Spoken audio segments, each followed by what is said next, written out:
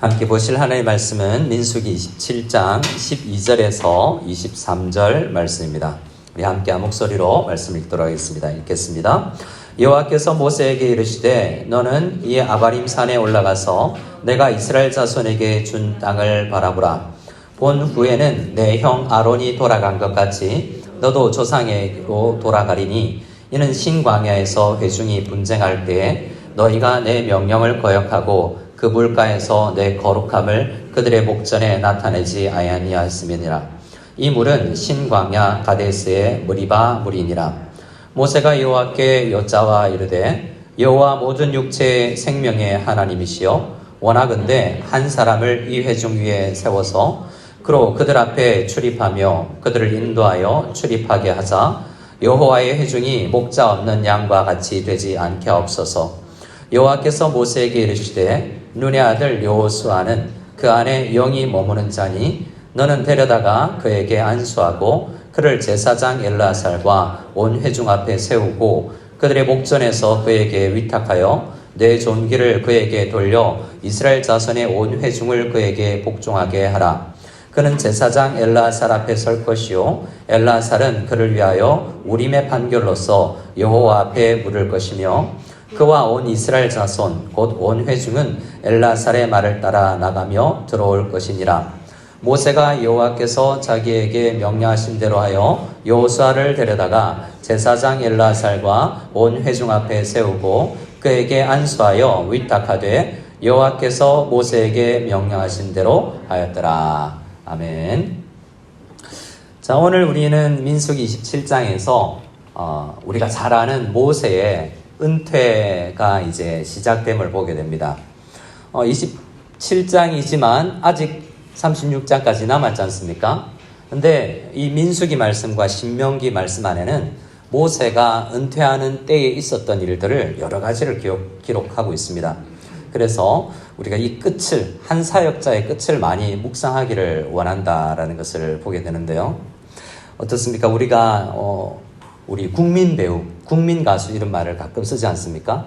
어릴 때 TV에서 봤는데 함께 자랐고 또 그에게 일어났던 우여곡절을 뉴스나 많은 소식을 통해서 또 전해 들어서 그가 어떤 은퇴를 하거나 또 죽었다라는 이야기를 들을 때 가슴이 아프지 않습니까?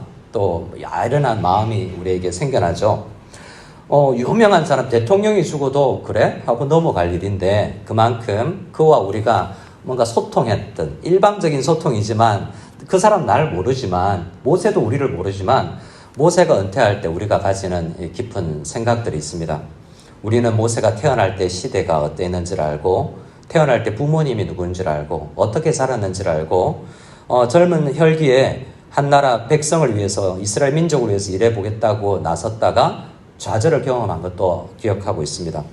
그리고 자연인으로 돌아가서 나 광야에서 그냥 자유롭게 살래라고 세상을 떠났던 그런 경험도 우리는 읽고 알고 있고요. 또 하기 싫지만 하나님께서 사역지로 부르셔서 이스라엘 백성을 인도하는 일에 쓰임받은 일도 압니다. 그리고 그 과정에서 얼마나 많은 개인적인 어려움과 공동체를 이끌어가는데 어려움이 있었던 것을 우리가 알죠. 그러니까 하나님께서 오늘 이 말씀 12절 말씀 12절 13절 말씀 읽으면 어떤 마음에서 모세 편에 서 있는 사람은 좀 안타까워요. 우리 12절 13절을 같이 한번 읽어볼까요? 같이 읽겠습니다. 여호와께서 모세에게 이르시되 너는 이 아바림 산에 올라가서 내가 이스라엘 자손에게 준 땅을 바라보라.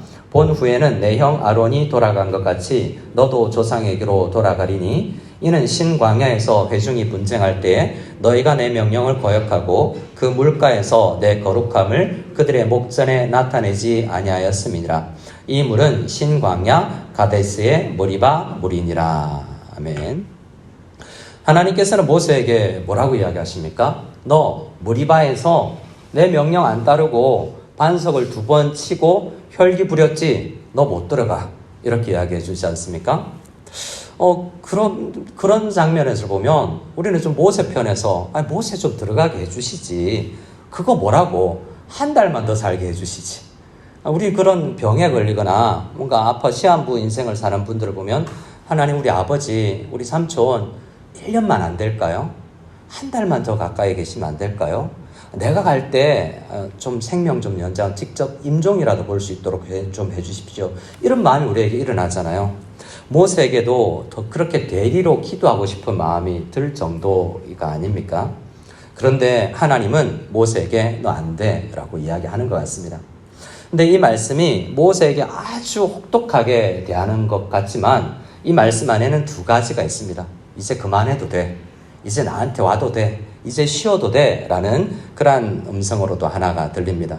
왜냐하면 13절에 이전에도 우리가 함께 보았던 것처럼 가나안 땅은 보여줍니다. 저기 아직 눈이 120살이나 우리가 40, 50만 되면 이 시대에 눈이 침침해지는데 120이 된 이 아브라함, 이 모세가 눈이 그래도 저 땅 끝까지 신명기 말씀을 보면 어디를 구석구석을 보여주셨는지를 기록하고 있는데요. 그것을 보여주십니다. 자, 내가 신실하게 너를가 또한 신실하게 하나님의 집을 잘 섬겼는데 네가 수고해서 여기까지 왔다. 이제 너의 할 일은 되었으니 이제 와라 라는 말씀이고요. 또 내 형 아론이 돌아간 것 같이 너도 조상에게로 돌아가리니 라고 이야기하는데요. 창세기를 썼던 모세가 이 내용이 어떤 의미인지 알지 않겠습니까? 이 내용 조상에게로 돌아간다는 것은 창세기에는 꼭 세 사람에게만 쓰여졌던 거예요. 아브라함, 이삭, 야곱에게만 쓰여졌던 거예요. 이제 나도 그 반열로 들어가서 조상의 품에 안기는구나 라는 그런 안식으로 들어가는 장면입니다. 하지만 분명히 들어가지 못한다라고 하는 너의 책임도 너가 누리지 못하는 이유도 있다라고 분명히 이야기해요. 오늘 민수기 말씀에 우리가 이 무리바물 사건에도 마찬가지지만 신명기에도 두 번이나 더 네가 그때 그랬기 때문에 못 들어가는 거야 라고 그의 모세에게 있는 한계를 지적하십니다. 그 이유를 주님께서는 분명히 말씀하시는데요. 14절입니다. 우리 14절을 같이 한번 읽어볼까요? 14절 말씀입니다. 이는 신광야에서 회중이 분쟁할 때에 너희가 내 명령을 거역하고 그 물가에서 내 거룩함을 그들의 목전에 나타내지 아니하였음이니라. 이 물은 신광야 가데스의 무리바 물이니라. 여기 이 말씀에서 모세의 문제가 뭐라고 분명히 지적하시냐면 내 명령을 거역했다라는 건데 구체적으로 뭐예요? 그것이 다시 한번 반복되는데요. 나의 거룩함을 그들의 목전에서 나타내지 아니하였다라는 거예요. 모세가 그때 실수를 통하여서 그의 혈기 부리면서 내가 이 반석에서 물을 내랴 라고 하면서 자기를 드러내고 하나님의 거룩하심을 가렸다는 거죠. 우리는 성경에서 죄가 뭐냐라고 물을 때 로마서에서 가장 분명하게 이야기를 하죠. 죄란 여호와에게 하나님께 합당한 것을 드러내지 않고 인정하지 않는 것이라고 이야기합니다. 모세 같은 경우에는 하나님의 거룩하심을 가린 거예요. 그렇게 생각해 보면 지금 이 민수기에 나오는 모세와 우리 모두가 얼마나 하나님의 영광을 많이 가리는 죄인인가를 생각해내게 됩니다. 어떤 한 학자가 죄란 무엇인가에 대해서 이야기할 때 이렇게 글을 썼습니다. 죄가 죄가 되는 이유는 인간에게 상처를 주기 때문이 아닙니다. 하나님을 모욕하기 때문입니다. 하나님을 모욕하는 것은 우주에서 가장 끔찍한 악이며 가장 큰 폭력입니다. 죄란 하나님의 영광을 드러내지 않는 것이며 죄란 하나님의 거룩하심을 높이지 않는 것이며 죄란 하나님의 위대함에 갈채를 돌리지 않는 것이고 하나님의 능력에 찬양하지 않는 것이고 하나님의 진리를 탐색하지 않는 것이며 하나님의 지혜를 존중하지 않는 것일 뿐만 아니라 하나님의 아름다움을 향유하지 않고 하나님의 선하심을 귀하게 여기지 않고 하나님의 약속을 기대하지 않고 하나님의 계명을 준수하지 않고 하나님의 의를 주목하지 않고 하나님의 진노를 두려워하지 않는 것이며 하나님의 은혜를 소중히 여기지 않고 하나님의 임재를 칭송하지 않고 하나님의 성품을 사랑하지 않는 것이다 라고 이야기를 합니다. 이 말씀 앞에 이 로마서를 해석하는 죄가 뭔가? 하나님을 모르고 하나님이 없는 것 같이 여기고 하나님의 합당한 것을 인정하지 않는 것이 죄라는 것을 생각할 때 우리는 얼마나 인간에게 조금만 착취가 있어도 조금만 사람을 편견을 주면서 바라보아도 조금만 우리를 부당하게 되어도 우리는 화를 내지 않습니까?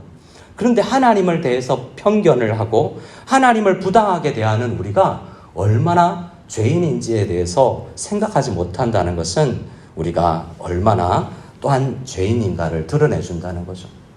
하나님을 평소에 잘 생각하지도 않으면서 내가 조금 상처받았을 때 정말 화를 내면서 하나님 앞에 상처 주었던 것은 생각하지 않는 것이 죄라는 것입니다. 그런 의미에서 봤을 때 신명기 27장은 죄인이 또 다른 죄인을 지목하여서 리더십을 넘기는 거예요.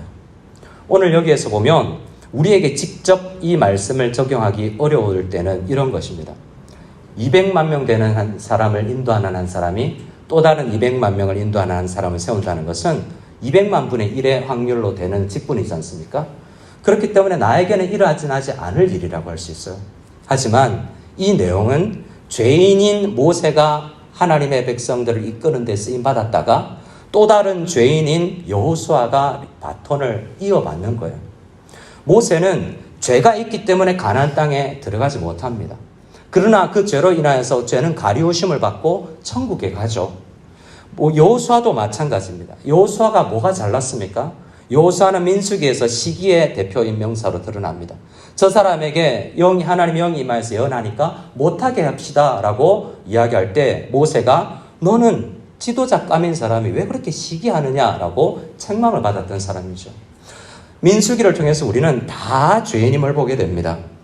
어떤 한 학자는 미리암은 찬양사역자의 대표 명사라고 이야기합니다. 대중 집회를 잘 이끄는 사람. 그러니 모세가 그런 제대로 보이지가 않죠. 아론은요, 제사장으로서 의식과 그런 의식의 어떤 집제를 하는 부분에 있어 대표라고 할 수 있고, 모세는 율법의 대표라고 할 수 있습니다. 하지만 그들이 대중 집회를 잘 인도하든 의식을 잘 인도하든 율법을 잘 가르치든 그것은 한 통로요, 한 곳을 가르치는 손가락이 지나지 않는다는 것을 알아야 돼요. 우리는 집회를 통해서, 찬양을 통해서, 율법을 통해서, 제자의식을 통해서 구원받지 않습니다. 그 모든 것이 가르치는 예수 그리스도, 오실 메시아에 의해서 구원받는 것이라는 거죠. 그래서 우리는 이 모세가 은퇴할 때 뭘 생각했느냐? 내가 아무것도 아닌데 나를 써주셨구나라는 데서 감사를 하게 되는 것입니다. 또 다른 한 사람을 세워달라고 할 때 아주 복잡한 마음이 들었을 거예요. 자, 우리 그의 기도를 한번 들어볼까요? 그는 가나안 땅에 못 들어간다 할 때 제일 먼저 생각하는 것이 기도가 나오는데요. 한 달만 1년만 더가 아니에요. 그의 기도를 한번 보겠습니다. 15절, 16절, 17절입니다. 같이 읽겠습니다. 모세가 여호와께 여짜와 이르되 여호와 모든 육체의 생명의 하나님이시여 원하건대 한 사람을 이 회중 위에 세워서 그로 그들 앞에 출입하며 그들을 인도하여 출입하게 하사 여호와의 회중이 목자 없는 양과 같이 되지 않게 하옵소서. 아멘. 지금 모세가 너는 가나안 땅에 못 들어가 라고 이야기할 때 모세의 첫 마디는 한 달만 안 될까요? 이런 이야기가 아니고 하나님 근데 이 백성 어떡합니까? 라는 거예요. 근데 자기도 죄인이지만 그래도 죄인인 우리 중에서 누가 이끌어갈 지도자가 필요한 것 같습니다 라고 다른 지도자를 생각하며 백성들을 생각하면서 목자 없는 양과 같은 백성들을 생각하는 것을 보게 되죠. 자, 우리는 다 죄인인데 우리가 서로를 돌아봐야 할 것이 여기에 있습니다. 신명기 31장에 가면 이때 동일한 시기에 모세와 여호수아에게 하신 하나님의 일들이 기록되어 있는데요. 신명기 31장을 여러분 나중에 한번 확인해 보시기 바랍니다. 여호와께서 모세에게 이르시되 내가 죽을 기한이 가까웠으니 여호수아를 불러서 함께 회막으로 나오라 라고 이야기합니다. 여기에 오늘 민수기 말씀에는 임직식을 기행하는 것을 보는데요. 이때에 여러 일들이 있었는 것을 보는데 모세와 여호수아를 함께 회막 앞으로 부르시고 말씀을 해줍니다. 그리고 이 이전 죄인이지만 쓰임받았던 리더와 새롭게 죄인이지만 쓰임받을 이 새로운 리더 여호수아에게 백성에 대해서 이야기해 주는 말씀이 있습니다. 신명기 31장 16절 말씀에 너는 내 조상과 함께 누우려니와 이 백성은 그 땅으로 들어갈 것이다. 자, 모세 너는 못 들어가. 너는 조상 앞으로 갈 거야. 하지만 이 백성은 들어갈 거야. 그런데 앞으로 어떤 일이 일어나냐 하면 그 땅에 이방 신들을 따르며 일어날 것이요 나를 버리고 내가 그들과 맺은 언약을 어길 것이라. 그리고 재앙을 내리면 하나님께서 돌아오라고 음란하게 우상을 따르는 이 목자 없는 양 같은 이스라엘 백성들이 음란하게 우상을 섬겨서 하나님께서 재앙을 내리면 그 사람들은 어떻게 말할 것이냐면 이 재앙이 우리에게 내리면 우리 하나님이 우리 가운데서 계시지 않은 까닭이 아니냐라고 말할 거다라고 이야기를 합니다. 무슨 이야기입니까? 모세가 이끌었던 백성들도 다 죄인이고 여호수아가 앞으로 이끌어가야 될 그 사람들도 다 연약하여서 리더십 인정하지 않을 뿐만 아니라 하나님의 영광을 가리울 대상들이다라고 말씀을 하고 있는 것입니다. 우리는 이 말씀 속에서 얼마나 그 리더십의 무게가 어려운가라는 것을 생각해 볼 수 있어요. 최근에 상하이 한인연합교회에 담임 목사님으로 부임하신 배 목사님을 만났는데요. 상하이 한인연합교회 굉장히 큰 교회잖아요. 규모로는, 숫자로는. 저와 같이 한 교회에서 부교육자로 6년간 같이 있다가 그분은 10년 더 있다가 이제 담임 목사로 되었는데요.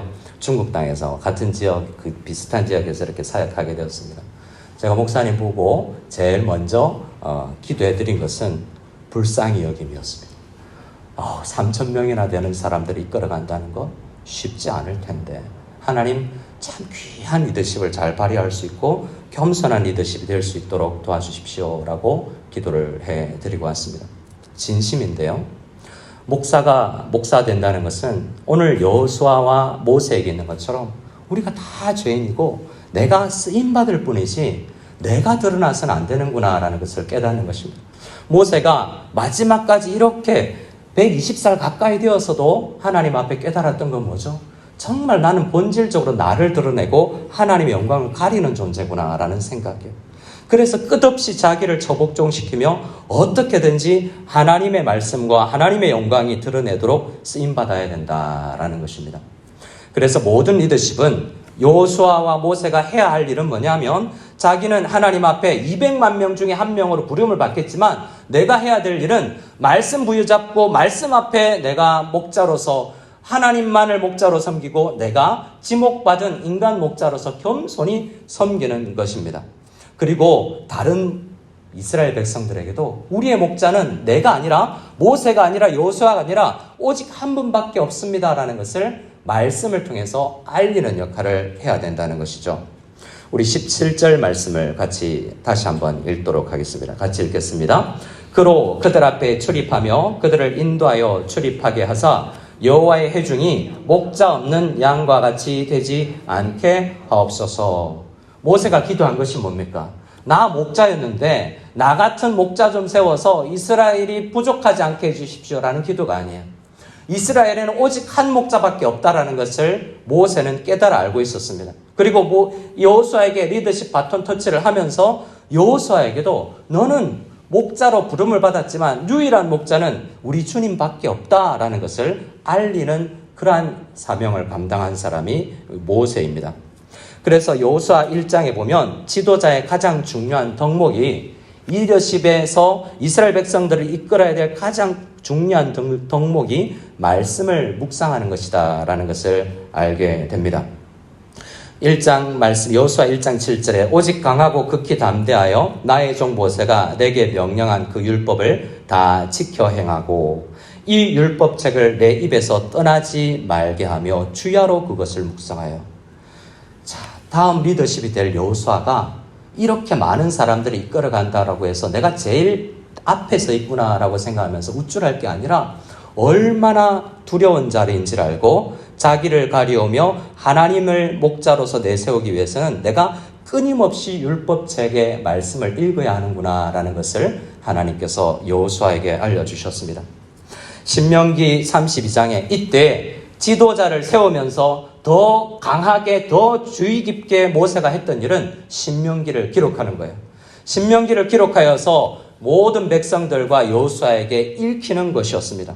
신명기 32장에 모세가 이 모든 말씀을 온 이스라엘에게 말하기를 마치고 그들에게 이르되 오늘 내가 너희에게 증언한 모든 말을 너희의 마음에 두고 너희 자녀에게 명령하여 이 율법의 모든 말씀을 지켜 행하라. 이 말씀이 너희의 생명이다 라고 이야기를 해주고 있는 것을 보게 됩니다. 여러분, 교회에서 지도자와 모든 성도가 해야 될 일은 유일하신 목자이신 우리 주님을 따르는 것입니다. 어떻게 그것이 가능합니까? 그분의 말씀을 먹는 거예요.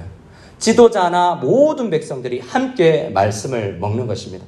오늘 지도자 모세와 여호수아가 리더십 바톤 터치를 하지만 그들이 해야 되는 사명이 모든 이스라엘 백성들을 이끌면서 우리의 목자는 한 분밖에 없으며 그 목자를 따르기 위해서는 말씀 읽어야 됩니다라는 것이 민수기와 신명기의 결론이기 때문에 우리 모든 성도님들도 동일하게 모세와 여호수아와 함께 모든 하나님의 백성들이 말씀을 묵상해야 되는 것입니다.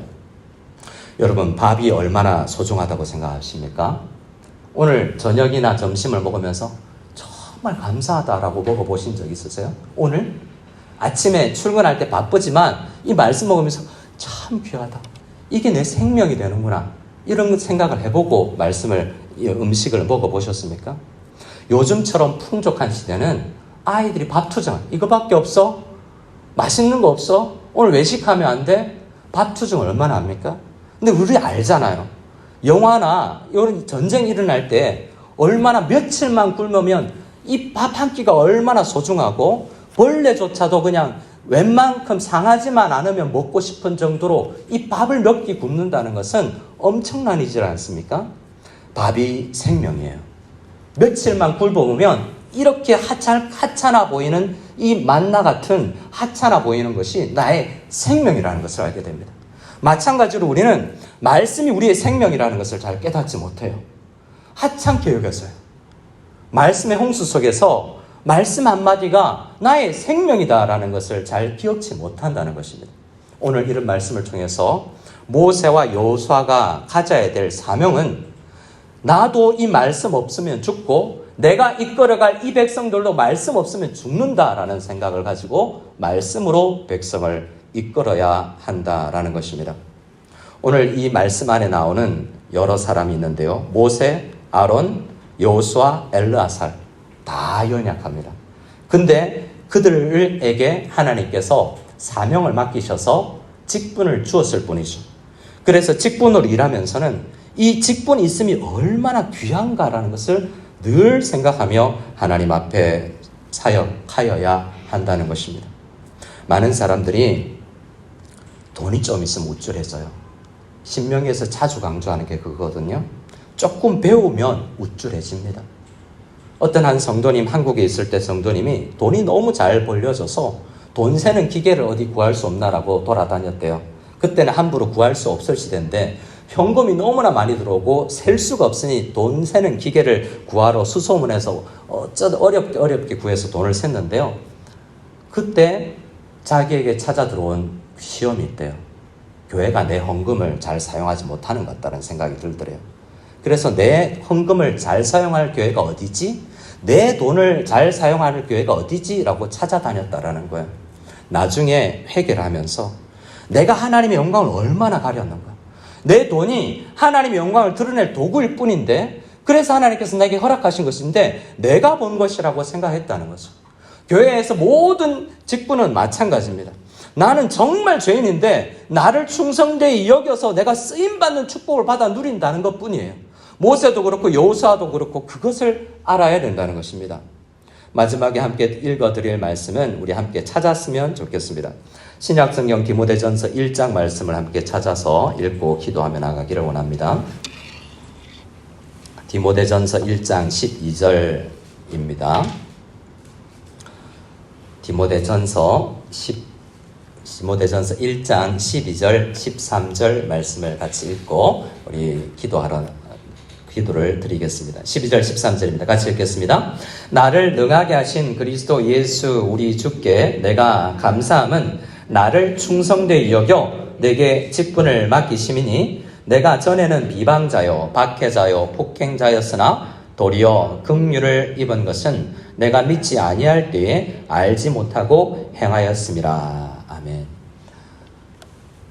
사도 바울이 이야기하는 게 뭐죠?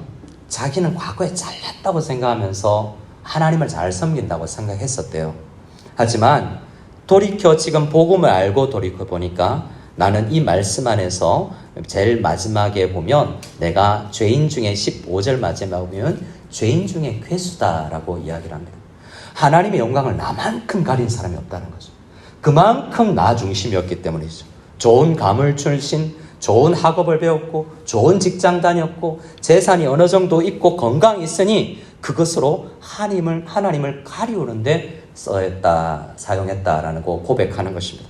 근데 하나님을 알고 나니 내가 얼마나 하나님의 영광을 가렸는지를 알고 나를 그래도 나에게 직분을 맡겼을 때는 분명히 뜻이 있구나. 죄인이지만 연약하지만 직분을 주신 것에 감사를 하고 주님 앞에 쓰임받는 것에 감격하는 사람이 되는 것을 우리 사도 바울이 우리에게 이야기를 해주고 있습니다. 오늘 민수기 27장에는 죄인 4사람의 이름이 기록되어 있습니다. 모세, 아론, 그리고 여호수아, 엘라사. 근데 하나님이 쓰셨어요. 하나님은 연약하지만 때로는 사람을 불러서 쓰십니다. 그 사람들이 쓰임받는 사람들이 나를 써주시는 하나님, 나에게 직분을 주시는 하나님 앞에 얼마나 감사하며 사역을 하느냐가 우리 얼마나 충성되게 우리가 사역하느냐가 우리에게 기쁨을 주냐 아니냐가 달려있는 것입니다. 하나님 앞에 우리 다 연약하지만 쓰임받아서 교회를 세운다라는 것에 감사하며 나아갈 수 있는 저와 여러분들 다 될 수 있기를 소원합니다.